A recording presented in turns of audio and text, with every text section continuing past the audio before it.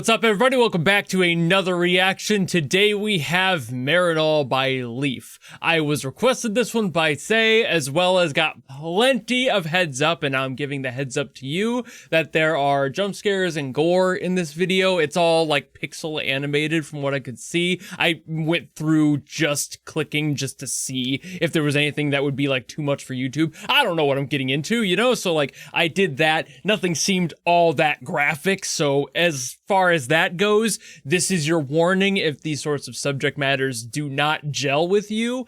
I'm jaded enough at this point, despite having my own history with these sorts of things that are covered in this song, that I am not concerned about myself, but this might be the time for you to click away, because I'm gonna listen to this, and I guess without further ado, let's go!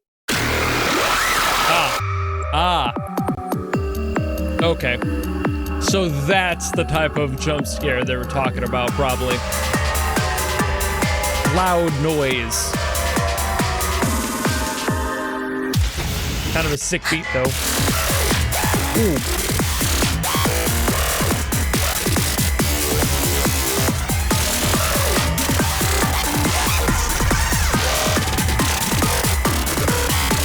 That's some very aggressive sound design. Makes sense. It tracks. Oh. Good lord.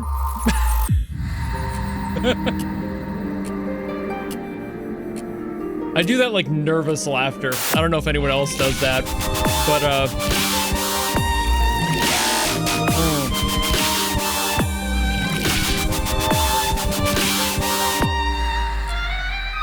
gotta have the spider lilies.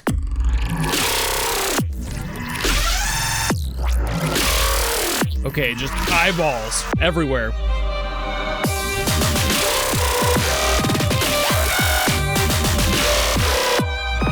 Whew. God. Very aggressive, for obvious reasons. That sound design.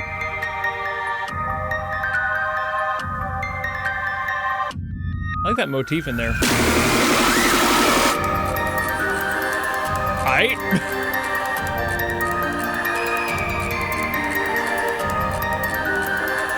It is a very hauntingly beautiful motif.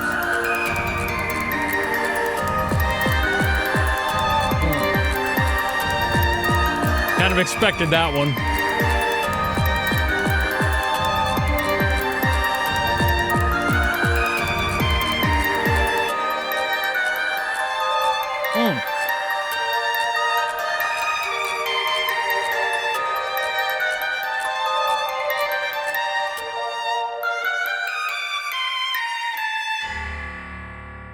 Oh.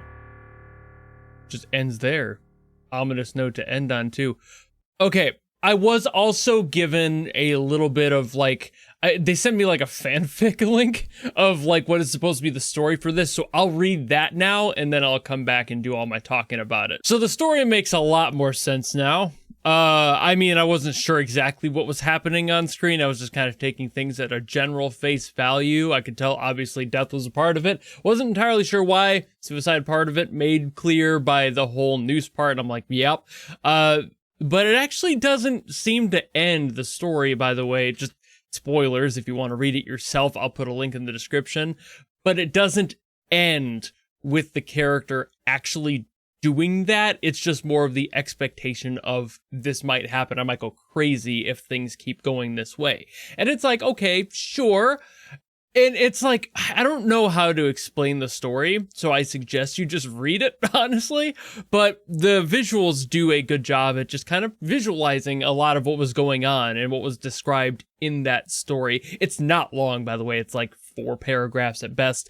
And it's just like, okay, well, now I know what's going into this song and what the point of it was. But it's also not exactly what I thought, because I thought it was more of like a direct story and things were more or less a sort of metaphor for something that the artist had gone through. And it still might be, but at the same time, it also feels like its own story just encapsulated in itself. It's completely self-contained. And that's like, okay, that's kind of neat too. I like it when people can just make a thing you know, and it doesn't have to be a one-to-one with an experience that they had, but it probably also has a little bit of reality woven in there to make things feel a little bit more real, frankly. So it's, the story here is, again, not long, but it also does explain a little bit more of what the visuals are doing and what's happening in it, and I do like it in a lot of ways. Artistically, very, very nice. I've long been a fan of like the pixelated horror game genre, and just horror games in general, horror movies. I've always been interested in it. It's always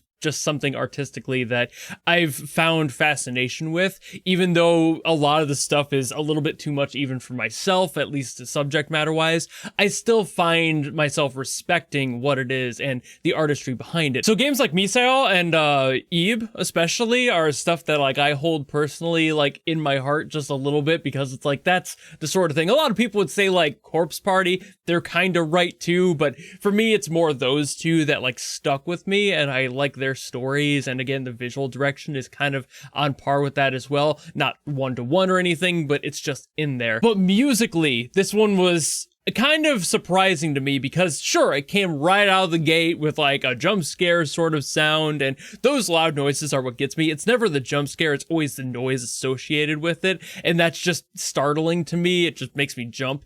You could put anything on screen, I wouldn't give a shit, but it's the sound. It's always the sound. I've always been sensitive to like, Jesus Christ, like anytime. It's like if a face appears, nothing. But if there's just like a really loud scream or a sting attached to it, I'm reacting to it. For this one, because I was aware that there are going to be them, my reactions were much lower than they could have been. And honestly, thank you for saying something, Tay, because I would have totally been taken off guard, and it would have ruined, honestly, my experience a little bit, because it wouldn't have been funny to me. I would have been like, okay, cool, fuck you too. Yeah, so like, in this case, even though I didn't do the reactor boy thing, it's still nice to have that warning and be able to kind of tame my expectations and be prepared for that sort of thing, because there's nothing worse than just being thrown into some crap, not knowing what's going to happen, and having the living daylights scared out of you. To me, there's no fun in that, you know? Like, I used to work in a haunted house. I was the scary boy. I don't go through haunted houses. It is a completely different experience. I will gladly work in one. I don't go through them. I've been through one maybe twice in my life, and there were ones that I worked at, the same one, just different years. So it's like, that's kind of my experience and my personal life with horror. It's like, I enjoy it, but also fuck off.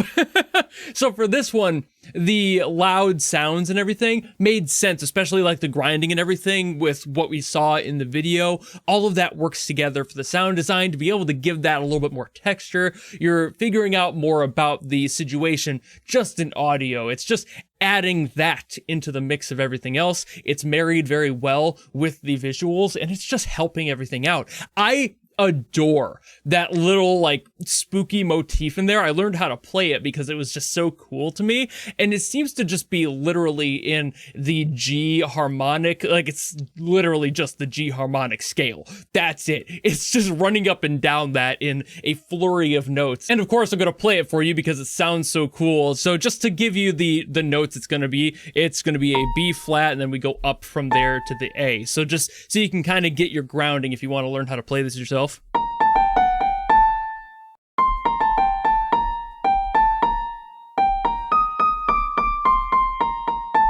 And we just kind of do that. It might be, I think it's that instead, but you get the point. So that first section, like I said, starting on the B flat, the second section, when it jumps up to that like higher note, that just goes up to the C.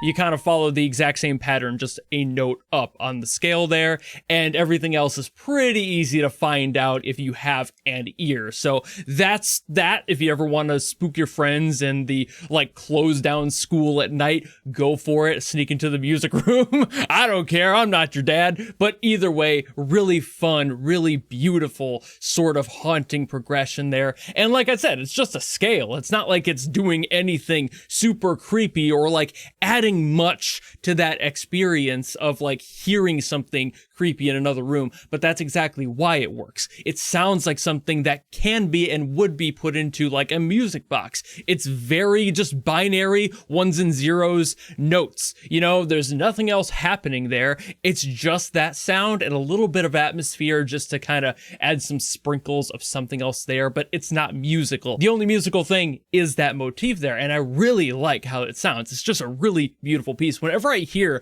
those like beautifully haunting motifs, I have to learn how to play them because I'm like, ooh, you know, you never know when it's gonna come in handy, you know, freak someone out. The haunted house worker never quite left my soul, even though it's been over a decade since I've last stepped foot in one in general. But man, it's just beautiful. And this song, despite the general messages of what's going on here and the story attached to it, I'm not so much focusing on that because to me, the music stands on its own and it's beautiful in its own way. And the sound design is really well done in its own way, like isolated from the visuals and everything else on screen.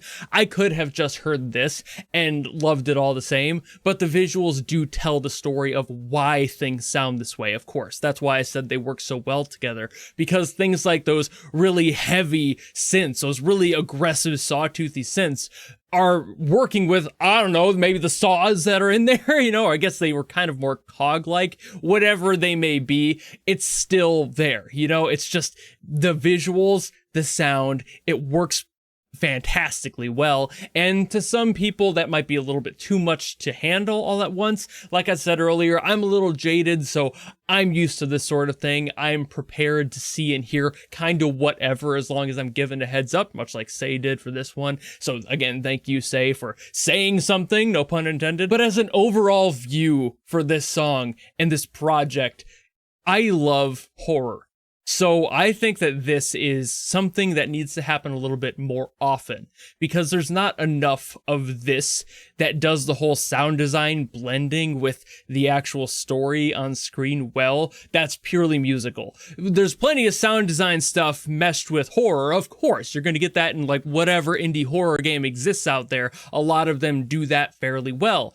But for me, the music being specifically horror and the visuals being specifically horror is such a small little pool of people doing that, you know? So I appreciate the shit out of this. And the fact that it was just as well produced on both sides, visually and audibly. You could really tell the love and care that was put into this, despite the negative messages and connotations associated with it. I think they did a fantastic job. And again, I appreciate this as an art form entirely. But I think I'm done yapping about it now, so thank you all so very much for watching. If you want me to get to something else, drop in the comments below and I will do my best as always to get to those. Or if you want to guarantee something, much like Say did, you can always go to my Patreon or my YouTube memberships, or you can force me to listen to something. Doesn't matter what it's from, who it's by, if it's good or bad, none of that matters. Clearly from this one, I have a little bit of wiggle room in what I do and don't allow. This is fine. So if you have something like this, go there and force me to listen to it. But if you don't want to do any of that, maybe just want to follow me and support me for more stuff coming in the future, you know how to do all that, and I'll see all of you in the next video. Goodbye!